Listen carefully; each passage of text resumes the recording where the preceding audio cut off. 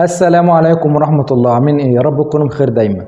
طبعا في ناس كتير سألتني ازاي ان انت بتزيل الحساس من على الشابلونة عشان تبتدي ان انت تصور عليها من جديد، بدل ما بنشتري شابلونة جديدة ونبتدي ان احنا نعمل التصميم اللي احنا عايزينه على الشابلونة. لا، انت ممكن تستخدم برضو الشابلونة اللي انت عملتها ديت وتزيل الحساس اللي عليها وتستخدمها مرة تانية. وطبعا في فيديوهات انا كنت عاملها موجودة عندي على القناة بطريقة ازالة الحساس من على الشابلونة. طبعا في درس النهارده بقى انا هقول لك الطريقة الصحيحة لإزالة الحساس من على الشابلونة، وهقول لك كمان ازاي ان انت تزيل الحساس بالكلور اللي احنا بنستخدمه، اللي هم بيستخدموه في الغسيل وكده. الكلور دوت طبعا موجودين عند اي حد بتاع منظفات، بس هقول لك برضو الكلور ده بيعمل ايه في الحرير وايه مميزاته وايه عيوبه. بس هتتابعني لاخر الفيديو، ولو انت لسه جديد في القناه ما تنساش تشترك في القناه وتفعل زر الجرس عشان يوصل لك كل جديد. وهنيجي مع بعض دلوقتي هنعرف الطريقه الصحيحه لازاله الحساس من على الشابلونه، وهنعرف كمان ازاي ان انت تزيل بالكلور. بس برضو الكلور ليه مشاكل، وانا هعرفك ايه المشاكل في الفيديو دوت، وهعرفك كل حاجة طالما انت هتابعني لاخر الفيديو. بس يا ريت لو انت لسه جديد في الشغلانة ديت او بتتعلم شغل طباعة سلك سكرين ما تجريش الفيديو، لا خليك معايا للاخر وانت هتعرف خطوة بخطوة طريقة ازالة الحساس من على الشابلون عشان تبتدي ان انت تستخدم الشابلونة من جديد. وهنيجي مع بعض دلوقتي هنعرف ازاي ان احنا نزيل الحساس من على الشابلونة بالطريقة الصحيحة. بس يا ريت تتابعني لاخر الفيديو وخليك معايا، يلا بينا. ورجعت لكم تاني وهشارك معاكم بقى ازاي ان احنا بنزيل الحساس من على الشابلونة، وهقول لكم برضو ازاي ان احنا نزيل الحساس دوت بالكلور، الكلور اللي احنا بنستخدمه في الملابس في الغسيل يعني وكده. بس طبعا برضو الكلور دوت ليه تأثير على الحرير، وهقول لك دلوقتي ليه تأثير في ايه وايه المشاكل اللي هتقابلك.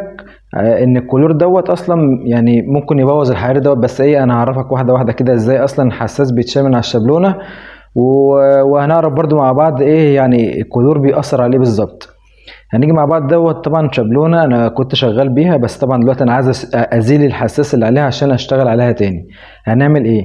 طبعا انتوا لو خدتوا بالكم ان في لزق قديم انا حاطه اهوت. اللزق القديم ده ان انا لما اشتغلت بالتصميم اللي قدامكم دوت بدأ ان انا لقيت فيه نقط صغيرة كانت موجودة في الشابلونة، عشان كان فيه يعني حبات رمل كده موجودة على الكشاف وانا بصور، فأثرت على الشابلونة نفسها وعملت نظام ايه، حتت مفتوحة كده على الشابلونة، فرحت جاي سددها بلزق من تحت.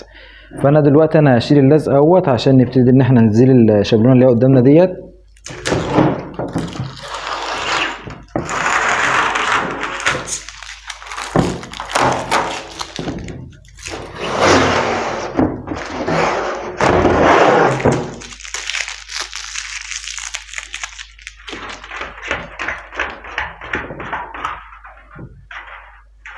طبعا كلنا عارفين ايه الحاجات اللي احنا هنجهزها جنبنا عشان احنا اتكلمنا عليها في فيديوهات فاتت، ويا ريت اللي متفرجش عليها يتفرج عليها عشان ايه نبتدي ان احنا نتعلم مع بعض كده ايه شغل طباعة سلك سكرين. طبعا هاجي دلوقتي على اول حاجة ان انا لازم انضف الحبر اللي هو القديم اللي كان موجود مكان التصميم اهو. ده كله كان حبر قديم بس انا كنت ماسحه بتنر، فانا هاجي برضو بحتة قطنة وهنيجي نجيب التنر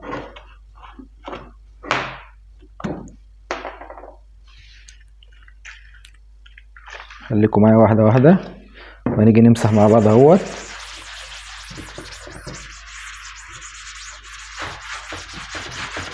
التنر بقى بيشيل ايه الحاجات اللي هي القديمة اللي موجودة على الشابلونة ديت عشان نبتدي ان احنا ننزلها.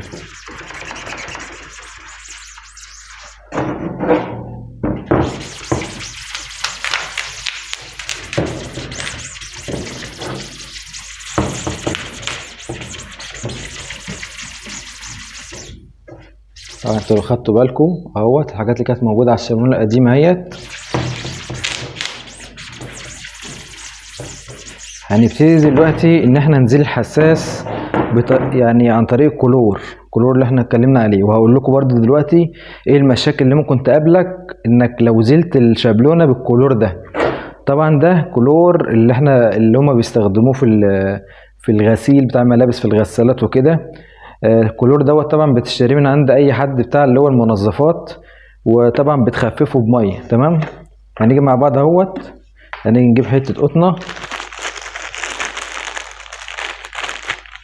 عشان في ناس بتقول لي انت ليه ما بتزيلش بكلور. هقول لك دلوقتي ازالة الكلور بيعمل ايه في الحرير نفسه.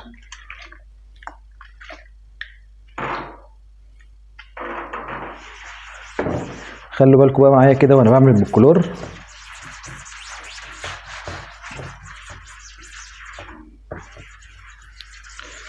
كلور بيزيل اهوت، كلور بيزيل اهو. بس اقول لك على المشاكل دلوقتي اللي هتعمله في الحرير بتاع الشابلونه، عشان ده هيأثر معاك قدام. طبعا انا تجربتي دلوقتي على شابلونه اصلا كانت قديمه عندي ومش محتاجها، فانا حبيت ان انا اعمل قدامكم كده عشان انا اصلا عارف ان الشابلونه دي مش هتنفع تاني. تمام، هي هتشتغل وكل حاجه بس هتأثر معايا في حاجات قدام.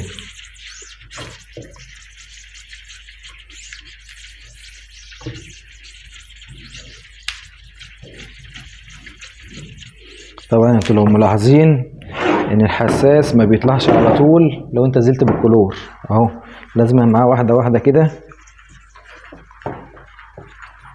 خلوا بالكم حساس بيطلع اهو،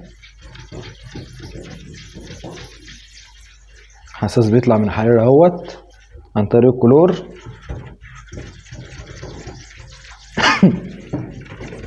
طبعا بتبقى ريحته جامده، بتبقى وحشه قوي.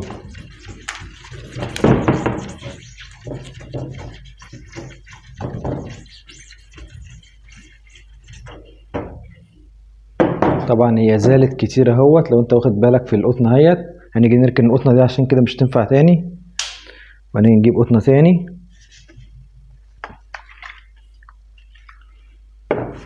الكلور ده لو انت بتستخدمه يا ريت تلبس كمامه او اي حاجه عشان ما ياثرش عليك في حاجه.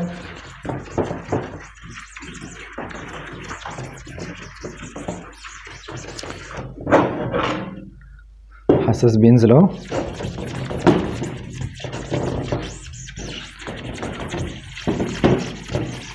طبعا بقى الناس اللي بتقول لي انت ليه ما بتعملش بكلور، هاجي اقول لك دلوقتي ليه انا ما بعملش بكلور. طبعا انتوا لو لاحظتوا ان انا خدت وقت كبير جدا عشان انزل الحساس ده عن طريق كلور. تمام، وطبعا حساس عمره ما هينزل للنهايه، حساس لسه اصلا موجود على الشابلونه ولسه الشابلونه مسدوده. تمام، وكل اللي نزله طبقه الحساس اللي هي التقيله اللي موجوده فوق الحرير نفسه. هاجي اقول لك دلوقتي هتعمل ايه لو هو ما اتشالش معاك كده. بس هاجي اقول لك الاول يعني الكلور ايه تاثيره على الحرير ده. الكلور دوت انت لو زلت بيه الحساس زي ما احنا عملنا مع بعض كده، وطبعا الحساس لسه ما نزلش كله بس هقول لكم دلوقتي ازاي هننزله كله. طبعا الكلور لو انت مشيته على الحرير اللي احنا بنستخدمه ده، حرير 120 ده واي حرير، الكلور يعني مع الوقت وكده هياكل في الحرير ده. يعني ايه ياكل في الحرير دوت؟ انت لو جبت حته قماش وحطيت عليها كلور هتلاقي حته القماش ممكن تكون بتفرول معاك بعد فتره تتقطع. انت كده لو حطيت الكلور على الحرير دوت وقعدت تزيل بيه الشابلونه كل شويه وكل شغلانه، هتلاقي الحرير ده اتاكل معاك وهيتقطع معاك ومش الشابلونه مش هتنفع نفسها تاني. يبقى احنا كده عرفنا ان الكلور هيأثر على الحرير دوت وهيقطعه ان يخلي اصلا الحرير صلاحيته تنتهي بسرعه. هو هينزل معاك الحساس وكل حاجه بس مش هينزل معاك مثلا ايه الكميه اللي انت عايزها او الحساس كله اللي موجود على الشابلونه. ولازما برضو تستعمل محلول الملح لإزالة الحساس. تمام، هنيجي مع بعض دلوقتي. طبعا احنا كده عرفنا ان الكلور بيأثر على الحرير، يا ريت ما تستخدمش الكلور في ازالة الحساس. تمام، احنا كده عرفنا ان الكلور ممكن يبوظ الحرير معاك في قدام. يعني ايه انك بتشتغل مره واثنين وثلاثه وعمال تزيل الشابلونه بالكلور، الحرير دوت مش هيكمل معاك ولا هيعيش معاك. انا في شابلونات شغال بيها انا بقالي يجي 6 سنين او 7 سنين معايا بس ما دخلتش فيها الكلور نهائي. انا بستخدم محلول ملح لازالة الحساس. طبعا انا كلمتكم على الحاجات ديت قبل كده. محلول الملح ده بيحافظ على الحرير وبيخلي الحرير معاك شغال معاك على طول، انما الكلور بيفرول وبيقطع الحرير ده عشان ده عامل زي القماش بالظبط. ويعني حرير ان هو بيبقى حاجات خيط جنب بعضها كده، الكلور ده ممكن يأثر فيه. هنيجي طبعا مع بعض دلوقتي هنركن الكلور ده خالص. هاجي اقفله اهو، هنيجي نركنه خالص محدش يستعمل الكلور ده. تمام، انا حبيت بس ان انا اقول لكم عن المشاكل اللي هتقابلكم.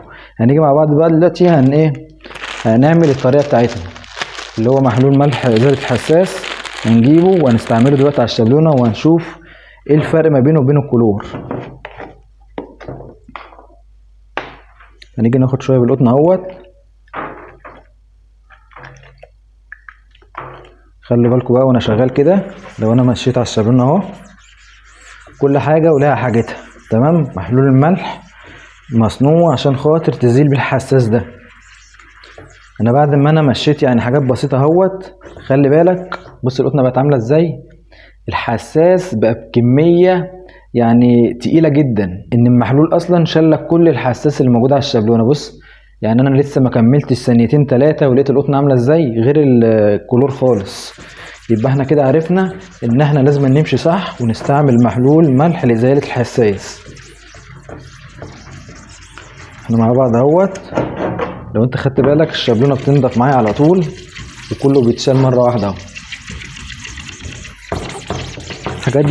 الحاجات ديت ما بتكملش معايا 5 دقايق، بس طبعا ايه لازم ناخد وقت كده في الشرح عشان اعرفكم واحده واحده. بص بتاع القطنه بقت عامله ازاي، بقت قطعه تحس انك حاططها في قلب علبه الحساس وشايلها. نيجي نجيب قطنه تاني. اللي يجي يقول لي انت بتهدر قطن كتير او بتستعمل حاجات كتير عشان تزيل الشابلونه احسن، في ناس كانت كلمتني قبل كده وعلقت بتقول لي ده انت تجيب شابلونه احسن من اللي انت بتعمله ده، يعني تجيب شابلونه جديده وترمي الشابلونه القديمه دي خالص. هو اجي اقول لك لا، انت لو رحت اشتريت شابلونه جديده هتلاقيها اغلى من الكلام اللي انا بعمله ده. وغير كده وكده انت مش في كل شغلانه تغير الشابلونه، انت الشابلونه دي لازم تحافظ عليها ولازم تعرف انت تستعملها تاني ازاي. غير شغل الملابس طبعا الناس بتصور التصميم وبتخلي التصميم ده عندهم وبيستعملوه على التيشيرتات كتير. غيري خالص، انا ممكن استعمل كل يوم تصميم او اغير الشابلونه دي كده كل يوم او كل ساعه على حسب الشغل اللي معايا.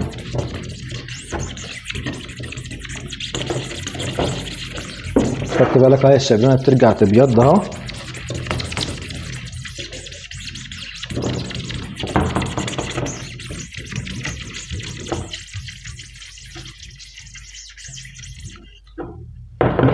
انا كده يعتبر القطنه يعني بتديني درجه الفتحان بتاع الحساس اللي انا بشيله، يعني كده بتعرفني ان الحساس قرب يتشال من على الشابلونه. هنيجي نعمل ايه بقى؟ مش هنحط ملح ازاله حساس تاني. تمام. هنيجي بحته قطنه. كيس القطن ده اصلا رخيص، انا لو قعدت استعمل قطن من هنا لبكره عادي، القطن دوت رخيص جدا. تمام. هنيجي نركن المحلول اهوت وهنيجي نجيب دلوقتي تنر اهوت وهنيجي نمشيها على الشابلونه. التنر ده بيساعد بقى الحاجات اللي هي مترسبه اللي هي لسه باقيه من الحساس نفسه فبتشيله. خدت بالك اهوت. تمام. الحاجات دي كلها عن تجارب وطبعا اي حاجه لو اكتشفتها قريب مثلا نستعملها في ازاله الحساس دي يكون اسهل. طبعا انا مش هتاخر عنكم في حاجه واقول لكم عليها باذن الله. نيجي اهوت. لو خدت بالك الشابلونه نطفت، طبعا كل الغمقان ده بيبقى تراكمات من الحساس نفسه، بس بيبقى لون مش بيبقى حساس موجود على الحرير.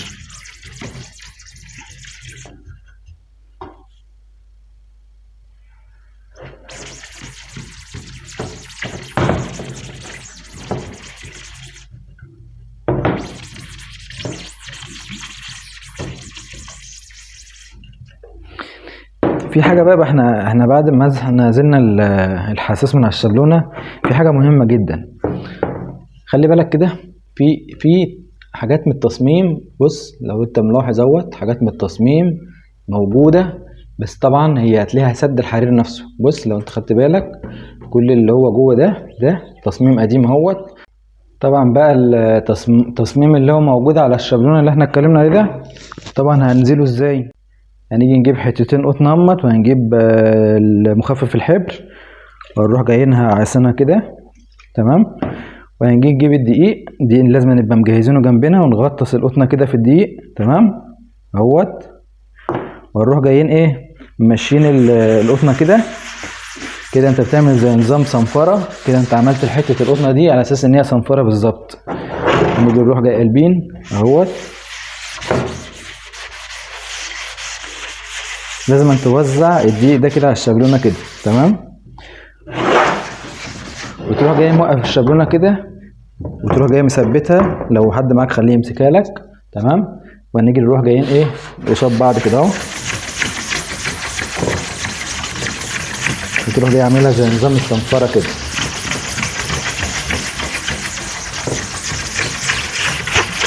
لازم تمشي ايديك قصاد بعض، تمام كده. انت ما تخليش حاجه يعني تروح اليمه التانيه، انت كده بتعمل الاتنين قصاد بعض، تمام. هنيجي اهوت مع بعض. لو احنا لاحظنا كل اللي على الشابلونه نزل، ولا تصميم ولا اي حاجه، الشابلونه بقت تمام وعشرة على 10 اهو، ونتفت وبقت تمام. بس لازم تعمل حاجه يعني قبل الكلام ده كله، انك بتجيب حته قطنه، تمام، تطلق عليها شويه مخفف، وتروح جاي ماشي على الشابلونه تاني نظام تنظيف. بتشيل بس الايه نسبه الدقيق اللي كان على الشابلونه، او اي تراكمات او اي حاجه، فانت ايه بتشيل الحاجات دي. لو احنا خدنا بالنا الشابلونه بقت رجعت تمام وعشرة على 10 وبقت مفتوحه. لو انت ملاحظ ايديا ورا اهي بقت مفتوحه وتمام وعشرة على 10 اهو. طبعا انت بتيجي لو انت هتشتغل بالشابلونه دي على طول، ما تروحش تسحب الحساس على الشابلونه بالطريقه دي كده، عشان بيبقى عليها الحاجات اللي احنا استعملناها دي كلها هتنطر الحساس اللي انت هتسحبه عليه. فانت لازم تنشف، تكون مجهز استشوار جنبك، وتنشف الحاجات اللي احنا عملناها ديت اهو.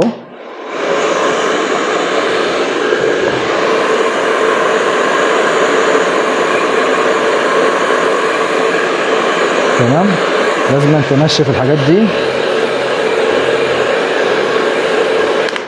بس طبعا لازم تبقى لابس كمامه، عشان لما نيجي نعمل بالاستشوار والسخونيه، فهي بتفور الحاجات دي وبتطلعها عامله زي الدخان كده، بس ما تلاحظوش قوي.